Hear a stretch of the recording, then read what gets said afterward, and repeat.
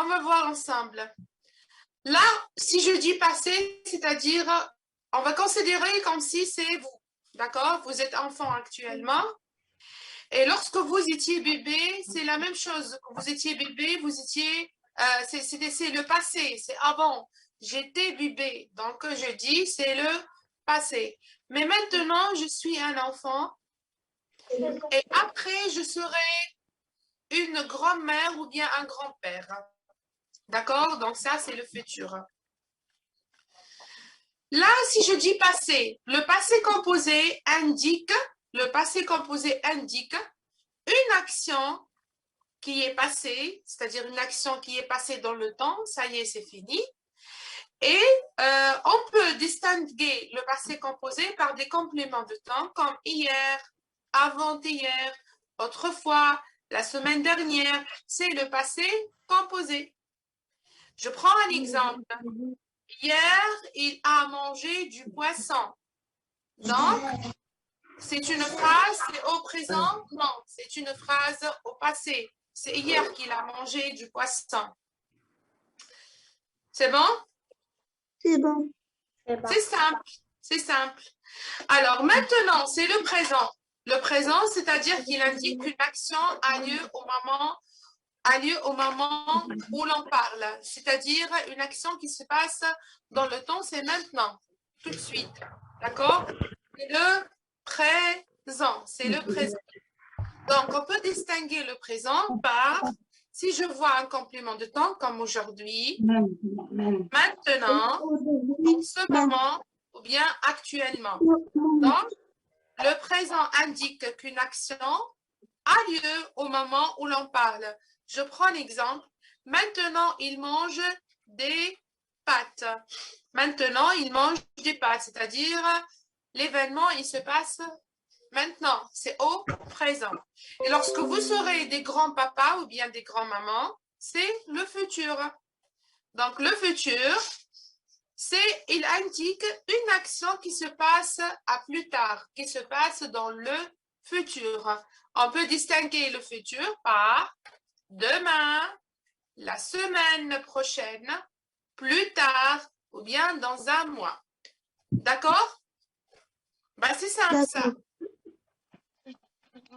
C'est simple. Alors, donc, pour résumer, on a combien de temps? On a le présent. Vous écrivez les enfants, vous écrivez. Hein? Pour résumer, on a le présent qui est indiqué par maintenant, le futur par après et le passé, c'est par avant. D'accord? D'accord. Alors, notez bien aussi, je retiens que le futur, les terminaisons de futur, ça ne change pas pour tous les verbes. Pour tous les verbes, j'ai la même chose, les mêmes terminaisons. Ré pour je, ra pour tu, ra pour il, ron ons pour nous, ré ez pour vous et ron pour il au pluriel. Vous écrivez que ça. Vous écrivez que ça. Ce qui est entouré en rouge, c'est tout. Ce qui est entouré en rouge, c'est tout. D'accord. Bien. Alors, comme toujours, je compte jusqu'à 10 et je passe. Soyez rapide. 1, 2, 3. Youssef Saïdi écrit. 4. Je te vois, écrit. 5. Bien. 10. Où est ton frère? Terminé.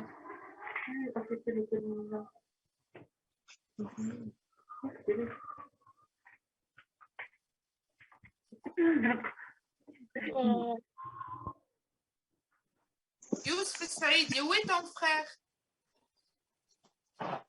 Ton frère, il est en 4e année, non? Ou bien je me trompe.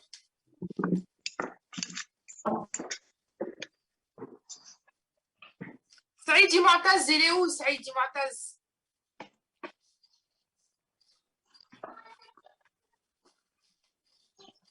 Non, pas de réponse. Alors, je reprends, je passe les enfants. Donc, alors, vous allez prendre l'exercice numéro 1 dans les feuilles, vite, vite, vite. Exercice numéro 1. Vous cherchez l'exercice numéro 1. Exercice numéro 1 dans les feuilles, vite. Alors, je commence. Souligne les mots qui indiquent le temps. On va souligner ensemble les mots qui indiquent le temps. Vous prenez les stylos dans les mains et on commence. C'est un mot qui indique le temps, donc je dois le souligner. Hier, c'est un mot qui indique le temps, donc je dois le souligner. Hier, Eric a trouvé un noyau d'abricot. Aujourd'hui, il place dans un... Demain, très bien. Il trouvera un moment pour le planter dans son jardin. Dans quelques années. Quelques années, tu fais la liaison. Dans quelques années, Eric aura un bel abricotier.